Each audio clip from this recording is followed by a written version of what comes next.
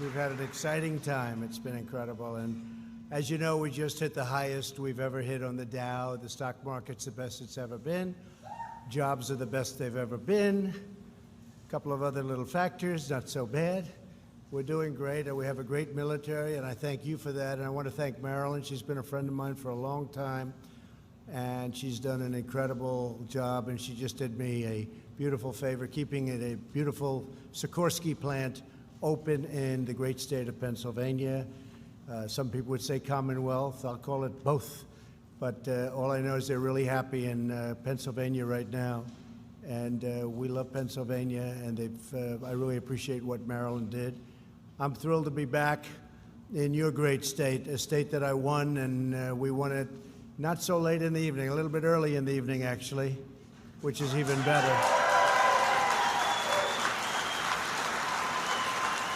And we had a lot of support from your company. Derco has been incredible. We have a lot of support here, and one of the reasons I'm here is Marilyn. One of the reasons I'm here are you, because we really have had tremendous, there's a great spirit in this company.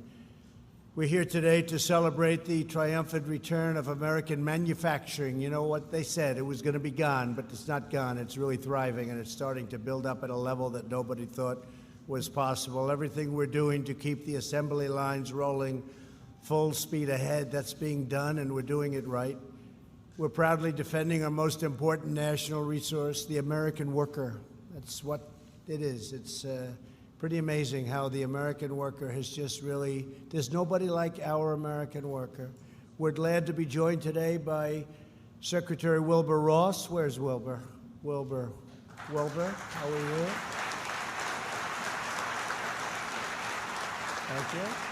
Thank you, Wilbur. Great job. A friend of mine and somebody who's very, very tough and very, very smart, Senator Ron Johnson. Ron, thank you.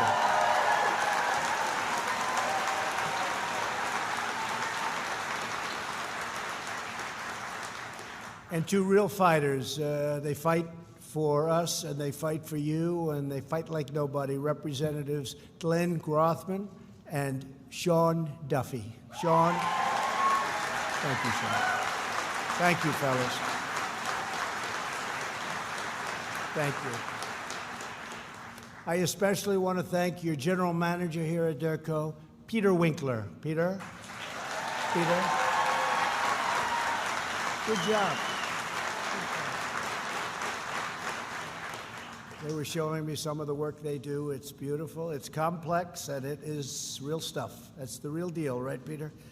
For 40 years, the patriots of Derco Aerospace have built and repaired parts for airplanes, jets, and helicopters, and you have done it with unmatched precision and unmatched skill. Really an incredible company.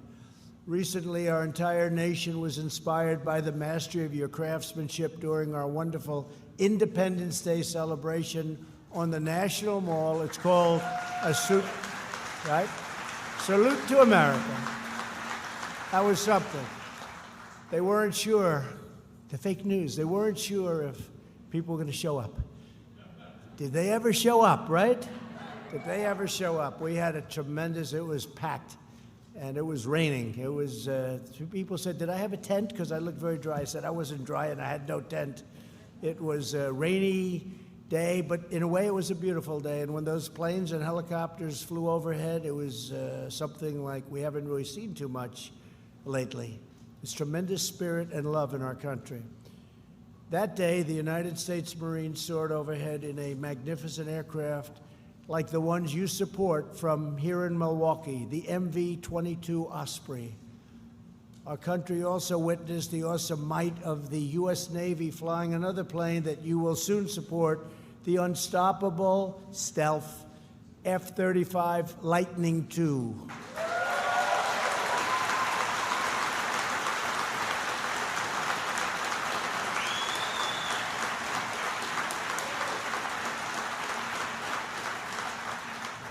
I get to meet a lot of pilots. I once said to one of the pilots, he looked like central casting. He looked like Tom Cruise, but maybe better. A little taller and a little stronger. And I said, so tell me, how good is the F-35 compared to other planes, enemy craft? He said, well, they have a problem. They can't see it. I said, that sounds good to me, not knowing too much about it. That sounds good. But he said, there's nothing like it. And I remembered that was a long time ago now, toward the beginning. In addition, workers at this facility help maintain our massive C-130 Hercules transport planes and our fearsome UH-60 Black Hawk helicopters and our F-16 Fighting Falcons. Great.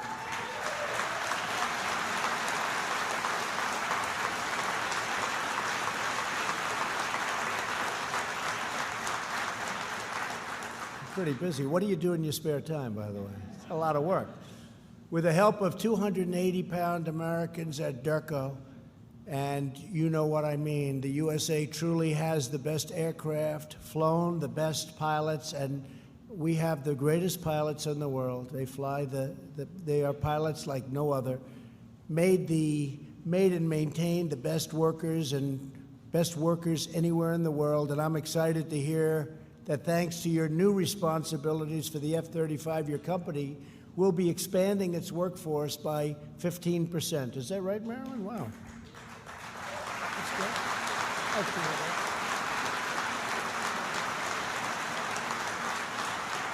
Great. Since the election, we've created more than 6 million new jobs. Nobody would have believed that during the campaign. If I would have said 6 million jobs, they would have said, oh, he's exaggerating.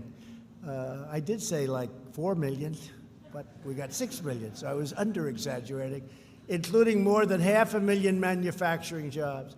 We added 224,000 jobs last month alone, which is a tremendous number, far greater than projection. Last year, U.S. manufacturers reported the highest optimism ever recorded. So folks like Marilyn would say we're the most optimistic we've ever been. Would you say that's true? You better say yes, Marilyn.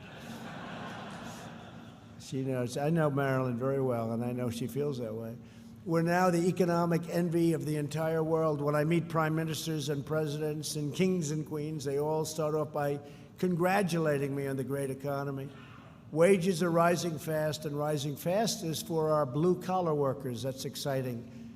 You hear so much about the upper end. Well, they don't realize the blue-collar, proportionately blue-collar workers, the manufacturing companies, these are the companies that are doing so well. Unemployment has reached the lowest rate in over half a century, and we expect to soon be beating that.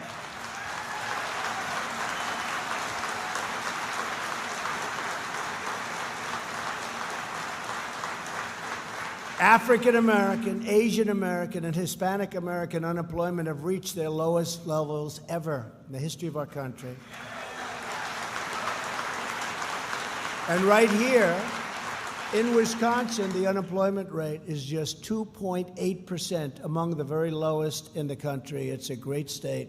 It's a fantastic state. So, doing some phenomenal work. We've powered our economic turnaround by following two fundamental rules. If it hurts American workers, we don't do it. It's very simple. And if it helps American workers, we definitely do it, and we do it quickly. It's very simple.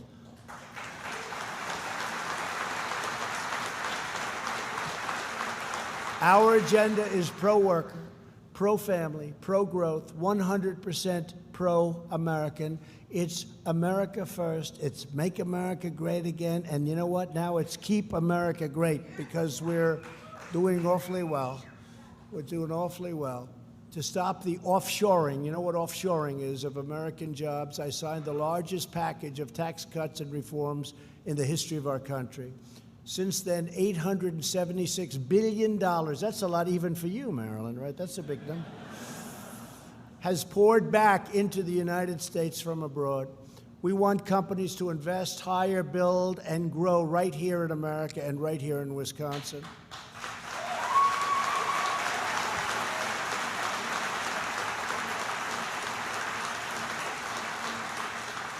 We cut a record number of job-killing regulations, which will give the average household an extra $3,000 each year. So each year, the average household, and you all see it, you all feel it, will get an average of $3,000. That's a lot. That's the biggest tax cut we've ever had in this country. And by the way, I see the Democrat platform, they want to raise your taxes. I don't think that, I don't know.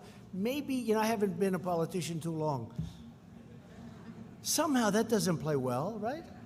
They want to raise your taxes. Okay, we'll figure that one out. We launched an American energy revolution. The United States is now the #1 producer of oil and natural gas anywhere in the world, and it's not even close.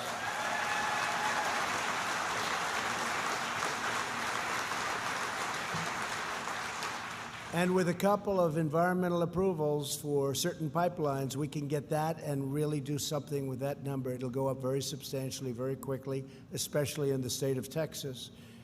We're reversing decades of economic surrender and restoring America's industrial might. We surrendered economically. What we did was so crazy. We helped other countries that we never thought about our own country. We lost the magic. We've gotten it back, and we've gotten it back, I think you'll soon see, greater than ever before.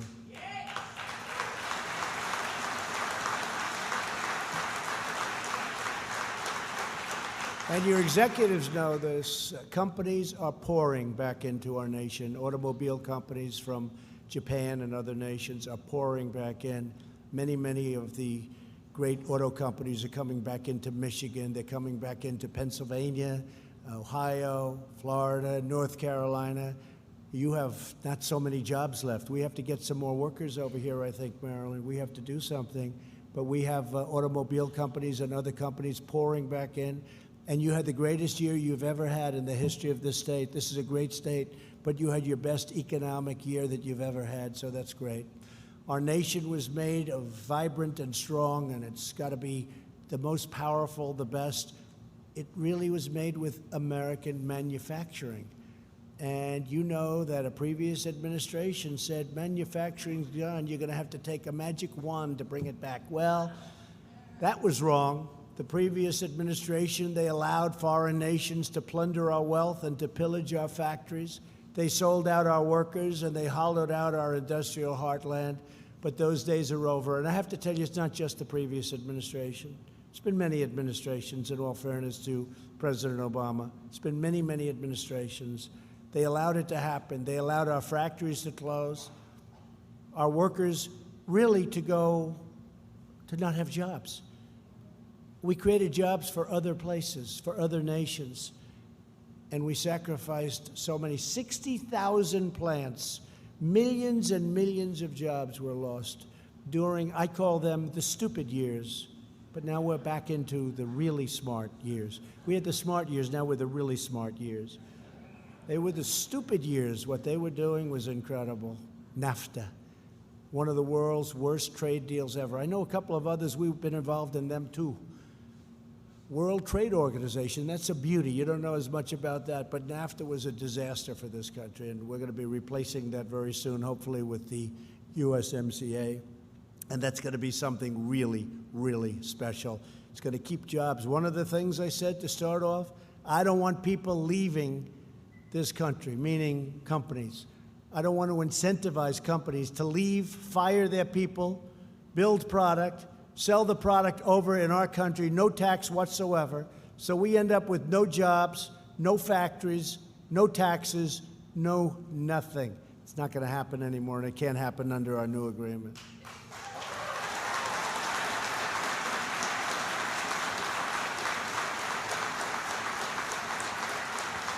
And I've been talking about this subject for 20 years. It's possibly one of the reasons I ran. I used to look at Michigan, where they'd lose their car companies one after another. You lost so many companies in Wisconsin. Everybody lost, Ron. Everybody lost companies. They were losing companies left and right. And we're not going to have that anymore. We have an incentive now to stay in this country. We have an incentive to build and manufacture in this country. And that's the way we want it. That's the way it's going to be. It's going to be America first.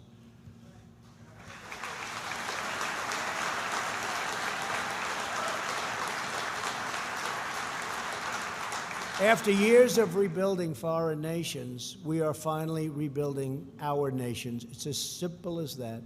We've built other nations. We focused on other people's borders. We'd fight for other borders, but we don't fight for our own border. We have open borders, and they had our military men protecting their borders.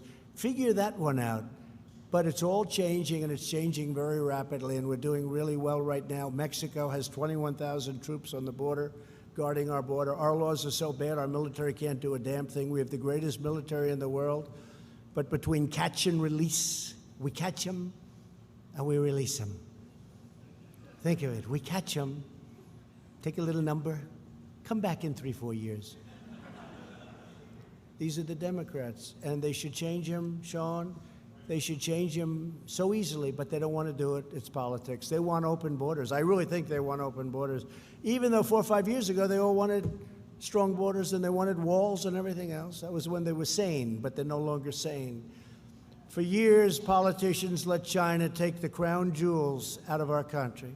My administration has taken the toughest ever stance to stop these incredible abuses. As a candidate for president, I also promised to replace the disaster known as NAFTA. Since NAFTA's adoption, the United States was losing jobs and losing plants like nobody's ever lost before.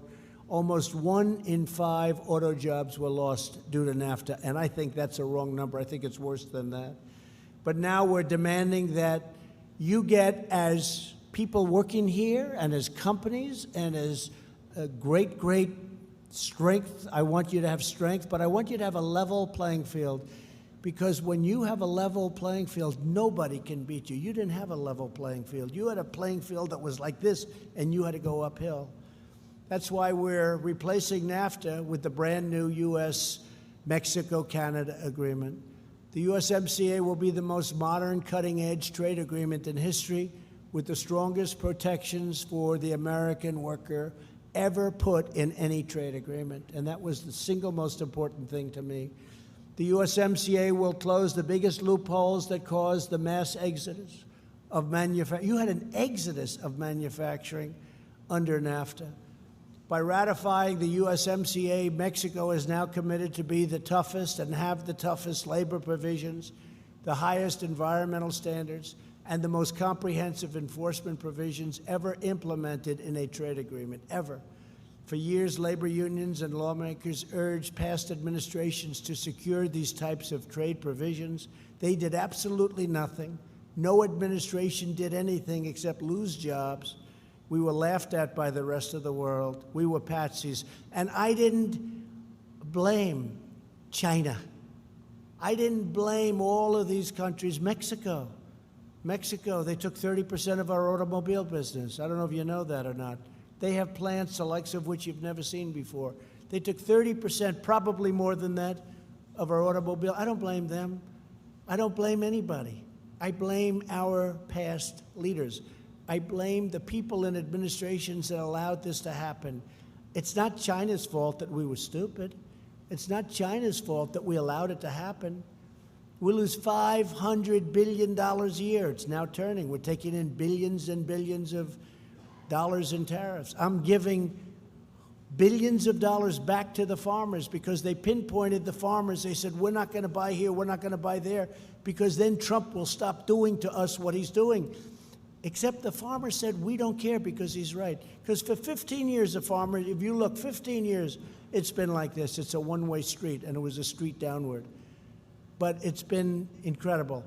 And I'll never forget, I had a meeting, Marilyn, with farmers a year ago. And I told them what is going to happen. And I said, you're going to be the single biggest beneficiaries ultimately. And I said, we're going to get you subsidies. We're going to get, and farmers looked at me like all at one time. I had probably 30 in a big, beautiful room, the cabinet room at the White House. Beautiful for the cabinet. But I wanted the farmers in the cabinet room because I like the farmers. And they said, sir, we don't want subsidies. I said, what do you mean? We don't want subsidies. We want a level playing field. I said, how can you tell me? Nobody's ever said that. Everybody's coming in here looking for whatever they can get. We don't want subsidy. It was, to this day, it's never happened before. They didn't want that. They just wanted a level playing field. They said, give us a level playing field and nobody can beat us at what we do. I thought it was one of the most beautiful things. But in the meantime, they were targeted by China. I went to Sonny Perdue and I said, Sonny, how much has China spent, let's say, in just about the biggest year? He said, $16 billion, sir. I said, here's what I'm doing. I'm giving our farmers $16 billion out of the tariffs, which frankly are much more than that. I shouldn't say that because they'll ask for more. But they are. The tariffs are far more than that. And a lot of companies are leaving China now because they want to go to a non-tariffed country. And some of those companies are coming here. It's been incredible. We're taking in billions and billions of dollars, and I'm giving our farmers a chunk because they were targeted. These are great American patriots. And I'll tell you, I didn't see anybody. You know, they go and they do these focus groups on television, even on the real fakers on television, where you think it would be the farmers' world. No, it's not like things are perfect, but we're with our president. But now things are pretty good because we are doing $16 billion, and that was the most that China ever purchased. And some of the farmers are really doing well. I think they're really starting. We're over the hump. We're doing really well. And in the meantime, our government has billions of dollars of money pouring in, and that money is paid for by China through reducing. If you take a look, what they're doing is they're playing around with their monetary policy to a level like nobody's ever seen before. We're not paying, and they're also pumping out cash into their system. And China's paying. Our people are not paying. Now, other countries, it's a little bit different. China's China. But they're doing things in order to make sure that they keep those jobs in China. But they're losing a lot of companies, and some of those companies are coming here because we get it done. We know how to get it done. I know how to win. We win. Maryland knows how to win. This company knows how to win. The job you've done is incredible at this company, and that's why I'm glad I'm here. The USMCA is vital to the future of the American automobile industry. Under NAFTA, foreign companies could manufacture thousands of their parts overseas, ship them to Mexico and Canada for assembly, and send their foreign-made cars right into the United States tax-free. You knew about that, Mr. Manager, right? Tax-free. That doesn't work too well, right? Wouldn't you say they should have ended that about 20 years ago? With the USMCA, we have declared no more of that nonsense. We're not letting it happen. 75% of every automobile under the deal must be made in North America, and we're requiring a large portion to be made by high-wage labor, which means American labor, because you were competing against people that, frankly, were getting slightly less money than you do. Am I trying to be nice when I say that? Does anybody object to hearing that? They were getting slightly less, like about 20% of what you get. The USMCA is, but it was unfair to our country. It was unfair to our people. It was unfair to our workers. The USMCA is estimated to create 76,000 brand new American auto jobs, and very quickly.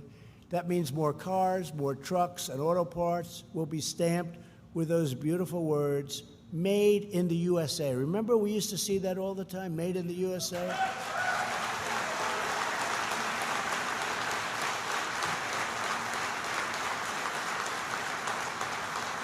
Maybe we could start stamping here. We'll start right here, made in the USA. People love it. People love it. I remember, I used to see it all over, made in the USA or made in America. But maybe we should, we'll take you about, with your geniuses here, they could have that stamped on parts in about 2 seconds, right? He's looking, he said, I wonder if that's going to cost us any money to do that. Not much. Not much. It's all part of the whole deal. But made in the USA. The USMCA is also a tremendous victory for, in particular, farmers, because we have had such support. To help dairy farmers right here in Wisconsin, the USMCA stops unfair trade barriers from Canada. People love Canada. I love Canada. But there were a few countries that took advantage of us more than Canada. They were charging us tariffs of 297%. They wanted to keep it under 300 because it sounded better. 297%. Nobody knew that. The farmers knew that. They knew it very well, because essentially what they're doing is they're saying you can't sell your product in Canada because the tariff was so high. You couldn't sell it in Canada. Under our trade agreement, we will see significant increases in exports of Wisconsin agriculture, supporting jobs throughout the state. It's going to have a tremendous impact on your agriculture and on your manufacturing. Once fully implemented, the USMCA will bring up to 600,000 jobs to our shores, and it's probably going to be well over 1.2 million jobs.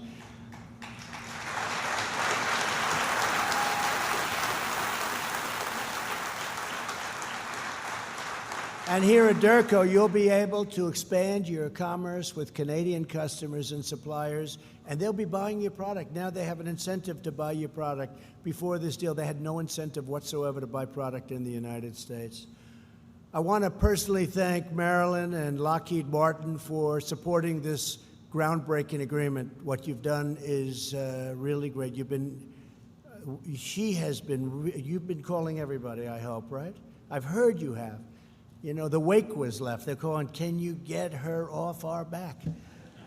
That's good. That's what I want. That's why I told Marilyn, see if you can do it, if you want to do it. We need help from the Democrats to get it done because it's political season.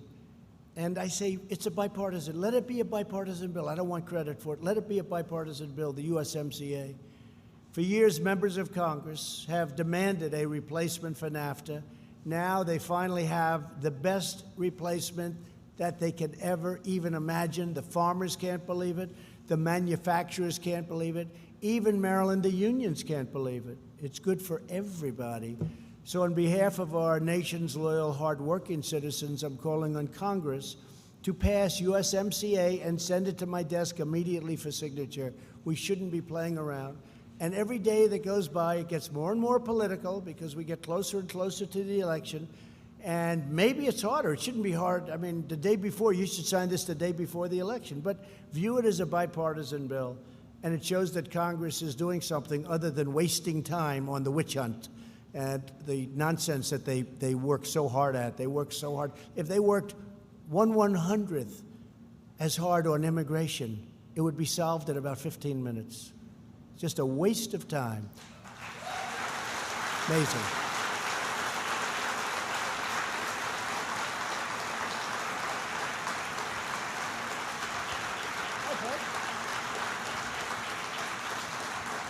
Thank you. To ensure that all citizens can thrive, the modern economy as we know it, and it's really gotten modern, we also launched the Pledge to America's Workers.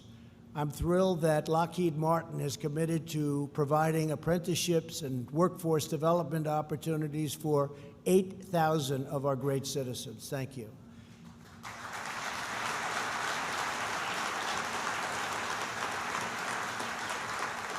My administration lives by a very crucial motto, a motto that you would agree with 100%. Buy American and hire American. Those other days are gone.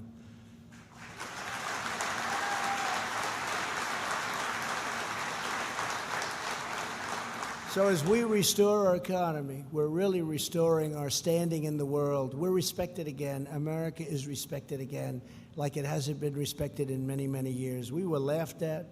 We were scoffed at. We were liked. Why shouldn't we be liked? We were a patsy. But we're respected again, folks. As you know better than anyone, economic security is national security. And here at Derco, 1 in every 5 employees is a veteran. That's a great number.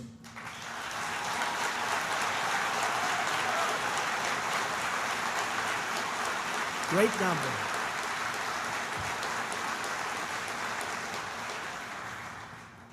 And by the way, Sean, stand up for a second, Sean. I want to just say, reciprocal trade, right? I put him in charge. I said, do me a favor. When a country charges us 100%, we charge them 100%. When a country charges us 25, we charge them 25.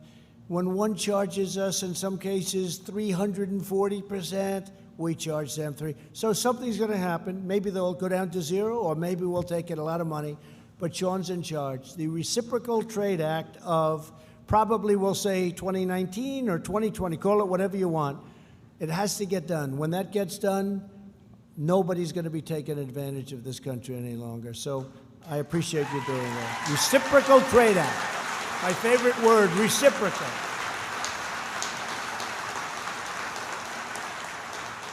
It's my favorite word, reciprocal.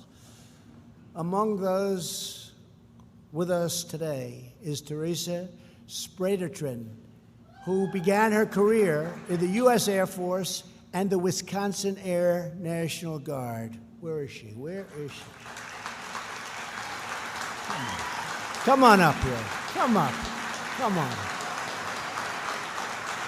In the military, She supported legendary aircraft such as the U-2 and the SR-71 Blackbird for the past 21 years from right here in Durko. They like you, by the way, Teresa.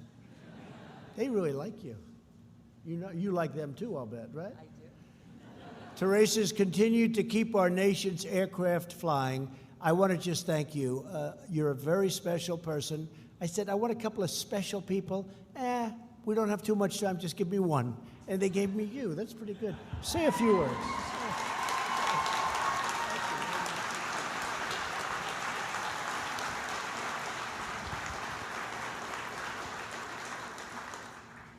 Thank you, Mr. President, for this opportunity.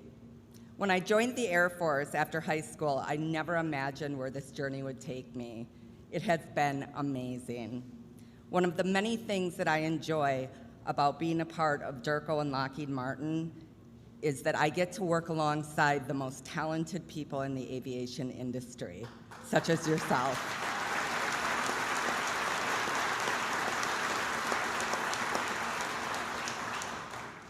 As a veteran, I'm incredibly proud to work for Lockheed Martin because I continue to support our men and women in uniform every day.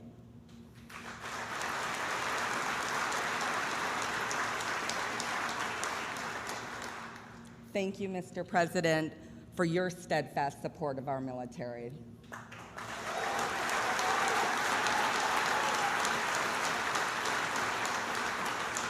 I would also like to thank Ms. Houston and my Lockheed Martin and Durko family. Most importantly, I would like to thank my husband for taking this journey with me and for his service to our country as a military retiree.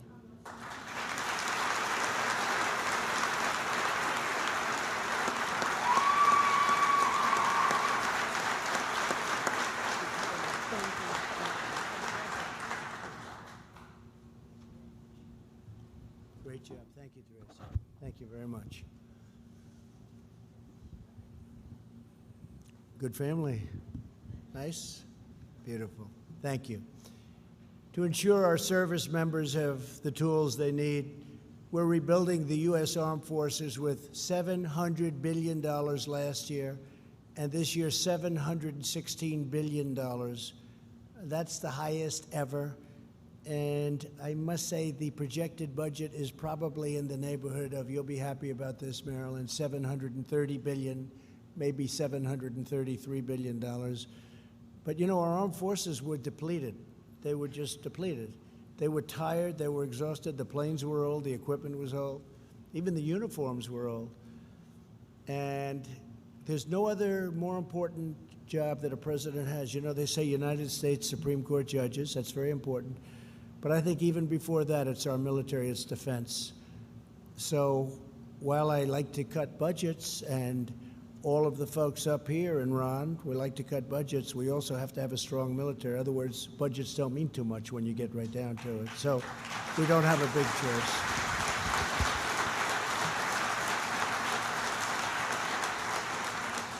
So our commitment to our defense industrial base is creating jobs for Wisconsin workers in Milwaukee, Oshkosh, and all across this wonderful state. From Wisconsin to Arizona, Pennsylvania to California, workers such as you are forging new tanks and ships and submarines and beautiful American aircraft to make our military the most powerful anywhere on the face of the earth. Our military now is new. We have new planes, we have new ships, we have many ships being built, many submarines being built, submarines like nobody's ever seen before, and other things. Men and women like you make this country run, you make this country proud, you make this country great. You keep our lanes of commerce flowing, our communities thriving, and our great American flag flying high. The magnificent red, white, and blue flies high.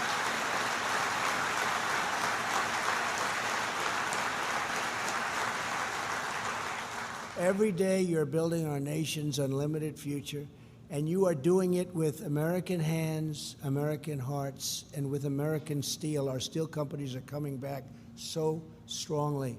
The dumping is slowing down, and when they do dump, they pay a very, very heavy price. It's called 25% right into the Treasury of the United States.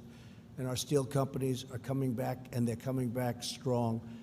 No one can beat the American worker, and no one can match the might of loyal, dedicated, patriotic American citizens. You incredible people. Today and every day, we will fight for our workers. We will fight for your families.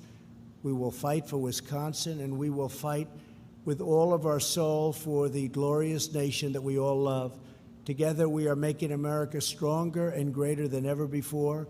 And to Maryland, to everyone at Derco, I want to thank you, sir. I want to thank you very much. What a job you do, what a great company this is, and what incredible people I've met today. And it's been my honor to be here. God bless you. God bless everyone. Thank you. Thank you.